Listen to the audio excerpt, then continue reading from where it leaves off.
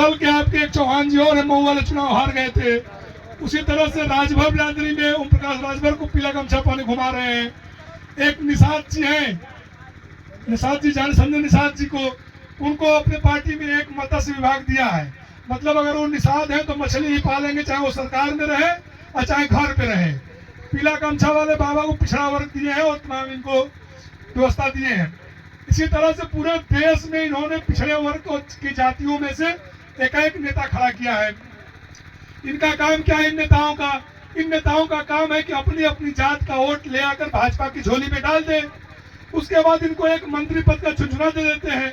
लेकिन इस तमाम इलाहाबाद विश्वविद्यालय से लेके आपके बगल में भी विश्वविद्यालय बना है, हमारे बलिया में विश्वविद्यालय बना है, तमाम विश्वविद्यालयों में अभी नियुक्तियां हुई। पूछिएगा ओम प्रकाश राजभर से, पूछिएगा संजय निषाद से, सकलदीप राजभर से, फागू चौहान से कि अपनी बिरादरी के कितने लोगों को तुमने प्रोफेसर बनाया या बनवा पाए। उसमें एक लाइन से देखेंगे तो ठाकुर साहब, तमाम भाजपा के लोग लाइन से प्रोफेसर बनाए जाते हैं। इन बेईमानों को घिघी पड़ जाती है, वहां पर नहीं बोल पाते हैं सब।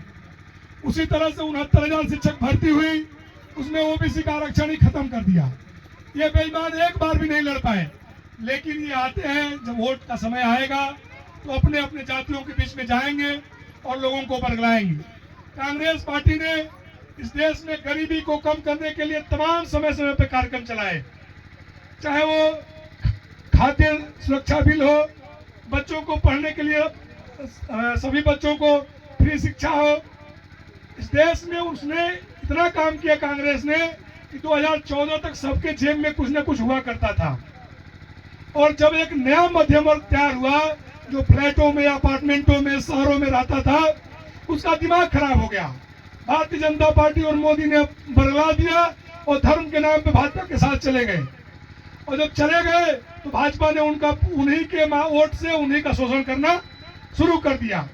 मैं कहता हूं, या अगर आप लोग धार्मिक इतने हैं तो तुलसीदास ने एक लाइन लिखा था कि हित अनहित पशु पक्षी चीन्हा। तो भैया आप तो 2 हाथ पैर के दिमाग वाले मनुष्य हैं, आप उनको बहकावे में क्यों आते हैं? ये बात को समझने की जरूरत है।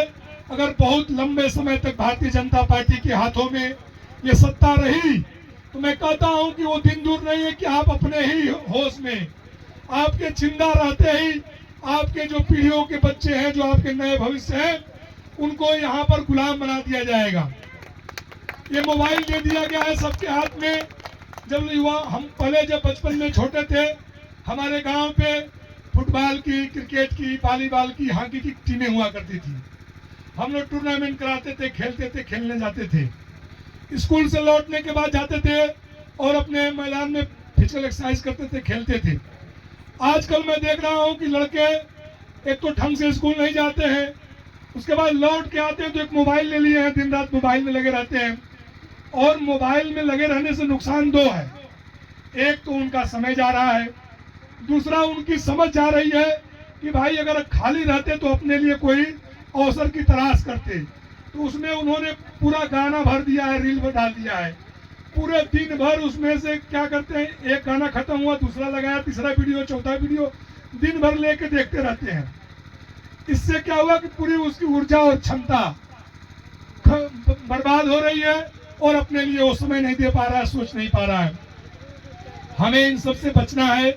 इस देश में कांग्रेस पार्टी और को मैं क्यों कहता हूं, कांग्रेस पार्टी में लाख बुराइयां रही होगी, लेकिन उसके चिंतन के केंद्र में आम आदमी, गरीब आदमी, दलित, पिछड़ा आदमी था।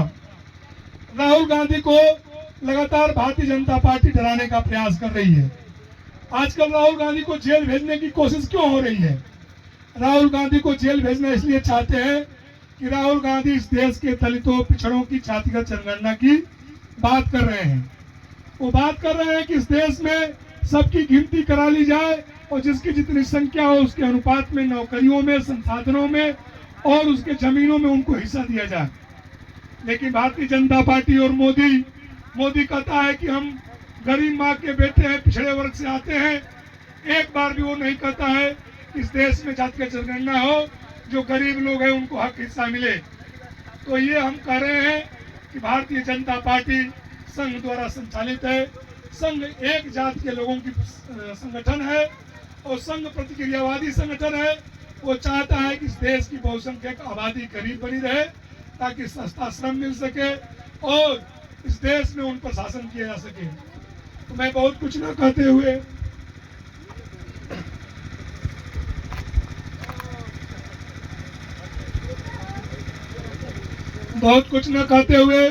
इतना ही आप लोगों से कहूंगा कि आपकी बौद्धिक क्षमता है, आपकी अपनी समझ है, अपने हितों को पहचानिए और जो आपकी लड़ाई को लड़ रहा है उसके साथ खड़ा होना चाहिए। राहुल गांधी इस देश में ऐसा कोई नहीं है कि वो अकेले इस देश में लड़के काबिज कर लेंगे, वो भाजपा को हटा लेंगे। वो आपकी बात कर रहे हैं, आपकी भी जिम्मेदारी है कि उनका साथ दीजिए और इस देश में भारतीय जनता पार्टी की सरकार को हटा करके इस देश में एक ऐसी सरकार बनाइए जो इस देश की लोकतांत्रिक व्यवस्था को, इस देश में जो गांधी, नेहरू, इस देश में जो डॉक्टर भीमराव अंबेडकर, इस देश में जो हमारे गौतम बुद्ध, कबीर, नानक, तमाम विद्वान जो सोचते थे कि इस देश में समता का व्यवहार हो, सब आज़ाद रहे, उस व्यवस्था को लागू किया जाए। इन्हीं सब बातों के साथ आप लोगों ने हमें धैर्य से सुना, इसके लिए बहुत बहुत धन्यवाद।